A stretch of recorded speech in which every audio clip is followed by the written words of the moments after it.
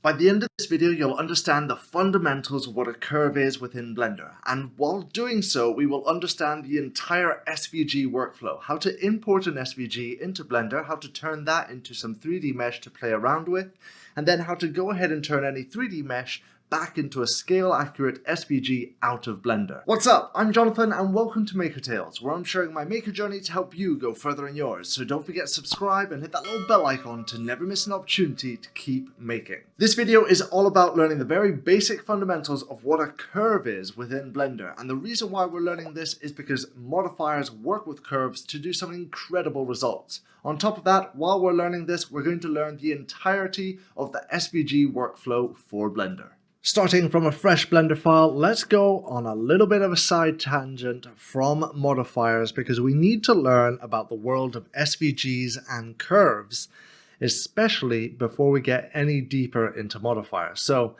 for those of you that don't know what a curve is, it's basically a vector, and a vector is a calculation of mathematical importance, so to speak, between 2 points. Let's go ahead and see this in more detail. So let's go here, Shift A, and you can see, like creating any type of mesh, there is also creating curve.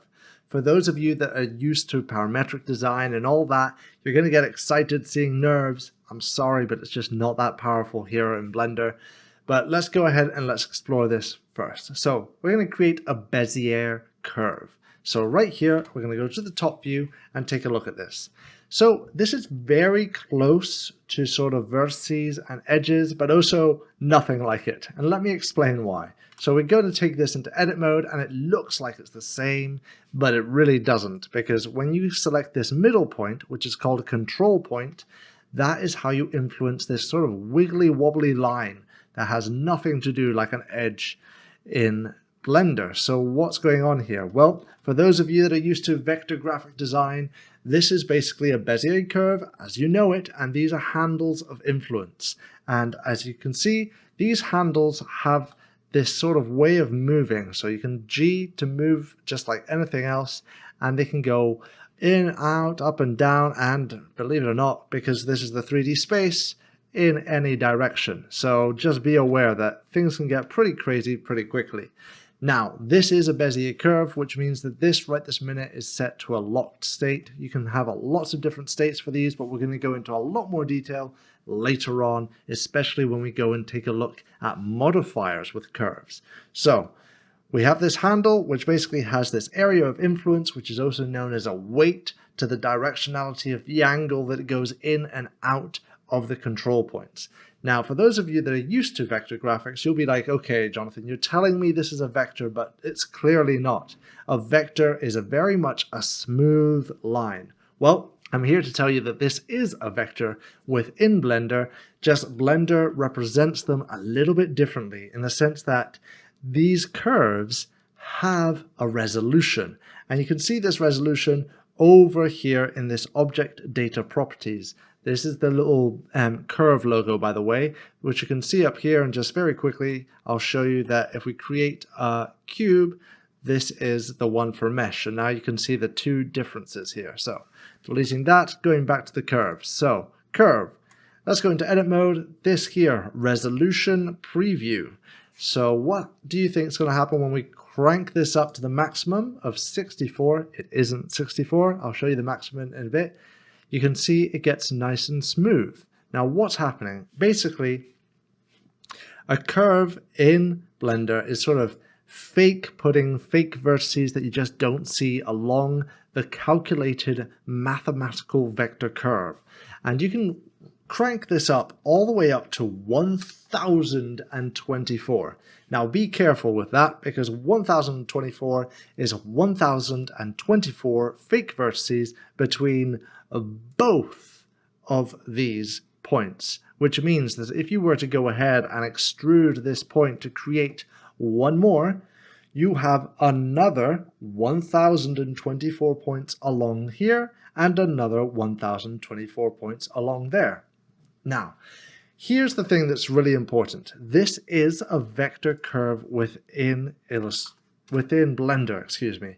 So why is that so important? Well, vectors are incredibly powerful And in 3D space, they are even more so, because it means you can create a mathematical path that a modifier or an animation or something else can use to basically create a whole bunch of crazy things. Now, there's a lot more about it, but we're not going to go in that much more detail. So let's go ahead and now let's see why I'm showing you this. Well, first of all, we've got the whole idea of modifiers in the later videos, but you can also turn these curves into mesh and mesh into curves. So that means you can turn a vector graphic into a 3D object. So first, let's talk about how to convert this. So in object mode, select the curve, object, convert to mesh. Now you can see there wasn't much of a difference, but if you take this into edit mode, all of those little jaggedy bits are where those vertices were. So if we undo a little bit, go back to becoming a curve, and we turn this all the way up to 1024, and then we go ahead and do an object convert to mesh, you can see why I said be careful, because that is a lot of vertices very quickly, and if you did that to something that had a lot more points, goodbye Blender, it's gonna crash real quick. Alright, so with that now covered, let's talk about the workflow of importing SVGs into Blender, because they come in as curves. So I'm going to delete this, and I'm going to show you this in Illustrator and in Inkscape. So over in Illustrator, I've created this rectangle that is 100 millimeters by 75 millimeters. Just make sure that that is exactly 100, and that is exactly 75 here.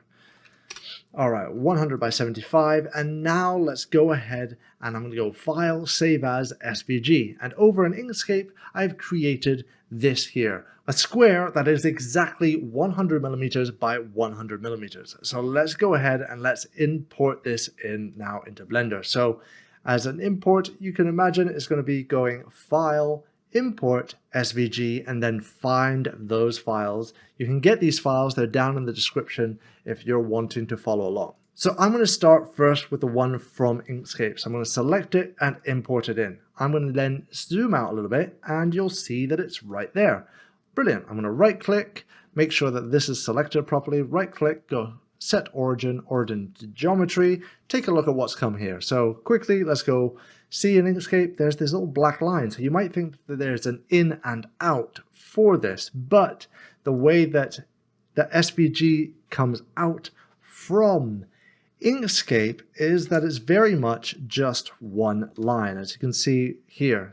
But there's a bigger problem, which is the scaling is off. And as you can see, that is not exactly 100 millimeters by 100 millimeters. Now, the reason why this is happening is basically it's due to the DPI of how pixels are interpreted by Blender and how it's coming from a vector graphic, which technically there are no pixels.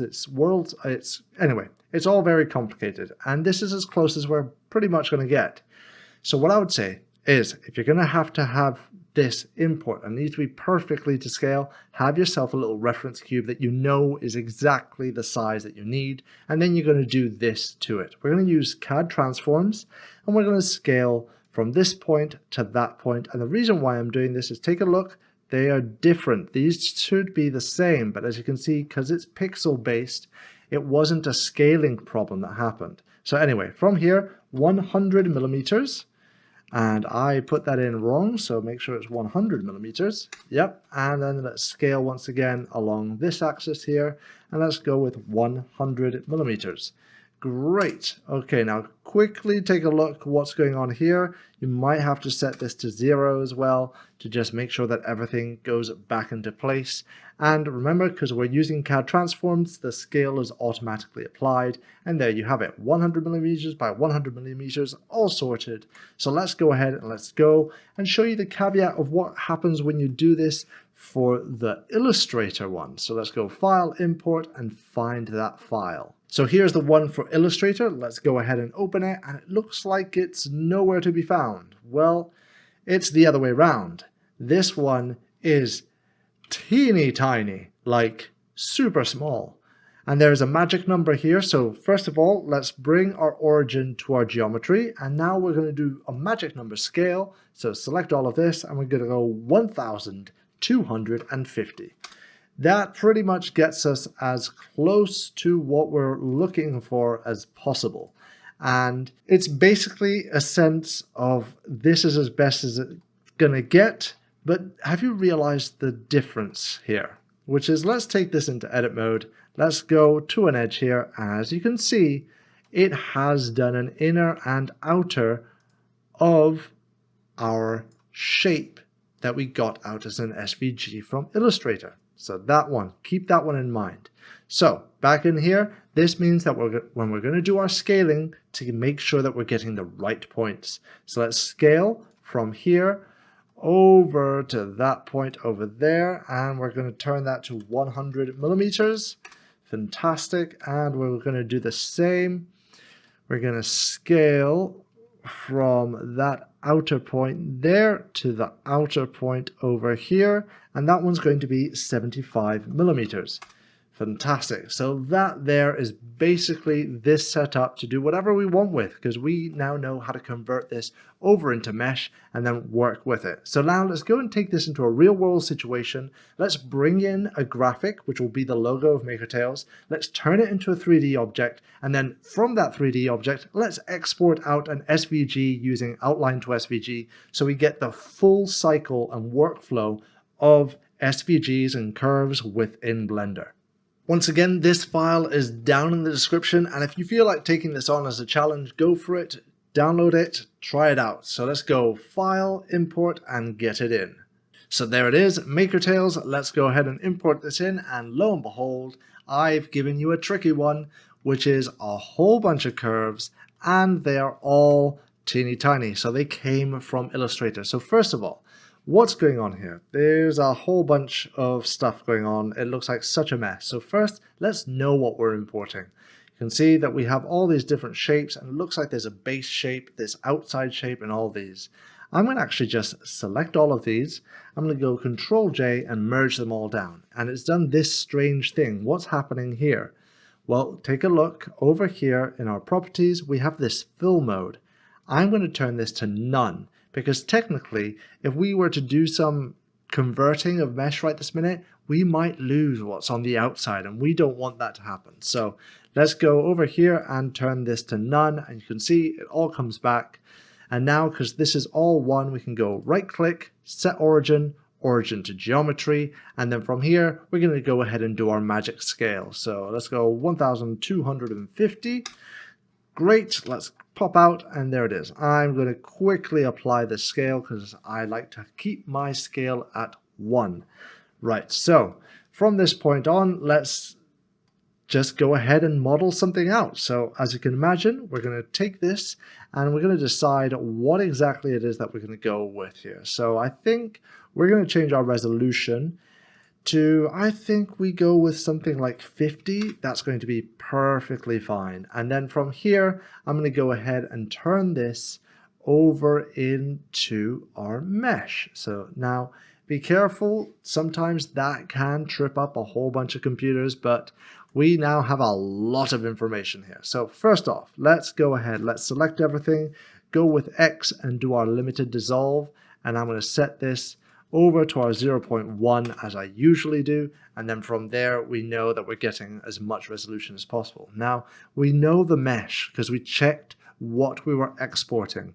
So let's go ahead, let's do a selection and see what's happened here. So we've got this GZ, we've got this. So you know what?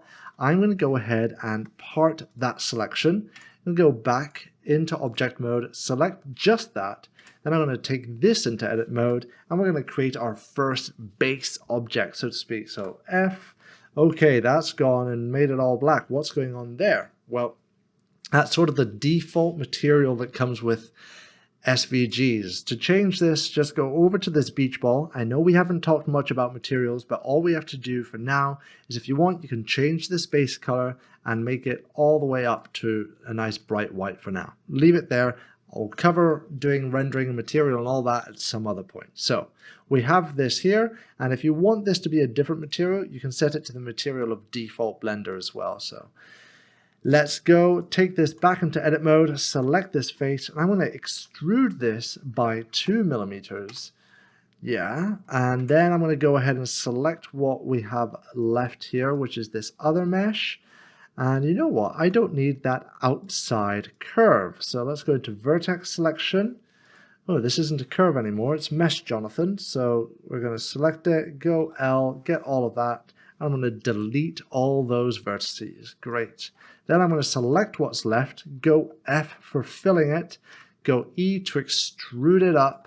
And now we have this lovely thing. We have just extruded from a 2D surface though. So let's go ahead, check our normals. Everything's nice, great. And now let's go back into object mode. I'm going to bring this down a little bit. And what do you think I'm going to do? You've got it. I'm going to do a bool cut. So select the cutting object, select what we want to get cut. So do our Control Shift minus on the numpad. And lo and behold, there we have it cut. This is now 3D mesh from an SVG. Do you understand the power behind that? It's incredible. And not only that, because we've done it all through precision modeling, it's a very clean mesh that we can work with. All right, so now let's go ahead and do two things. I want to show you how to create a curve from an edge and also then how to export this out as an SVG. So first, let's go ahead, let's grab this edge here. So we've got this lovely big edge loop, right? That goes all the way around. Yeah, pretty much. So let's just say it was that edge there that I wanted to turn into some sort of curve to do some sort of modifier thing with it. So what I'm going to do is go Shift D. So I've duplicated this. I'll just bring this up on the Z for now. And there we have it. Let's part it out. So part that selection. Go into object mode, select this here, and then we're going to go back to object, convert to curve. And now this here is a curve that we can use. Now do keep in mind though, this is a different type of curve. This is something called a polycurve. As you can see, when we select this, we don't have handles. It's gone a little bit weird. Well, it's not that it's gone a little bit weird, it's that it is a polycurve. If we right click, you will see that there's spline types, there's poly, Bezier, nerve. There's so much to this. There's also handles and all sorts of other stuff. Don't worry, in the next coming videos where we're going to be talking about how we're going to be using curves for modifiers, we will go over that. But just for now, just be aware that when you create a curve from a mesh, it turns into this polycurve. And if you're wanting to go crazy with it, just make sure you select everything and just change the spline type over to Bezier, and then all of a sudden you'll start getting handles everywhere to go crazy once again with. All right, so with that now covered, how do we go ahead and export this as an SVG? Well, remember we have our add-on, which is outline to SVG. You can go from any view you want of it, as long as you are in an orthographic view. So I'm going to go over in the top view now. And then from this top view right here with this selected, I'm going to create the path to export. I've called it Makertails Out. And I'm going to go ahead and put this on my desktop. And then from here, make sure that you have what you want to export selected. We're going to hit export, and that is pretty much it. Once this stops going blue, it's done. Let's go and take a look at this over in Illustrator. And here it is, opened now in Illustrator, and there you have it. That is how quickly and easily we get the whole workflow to work here.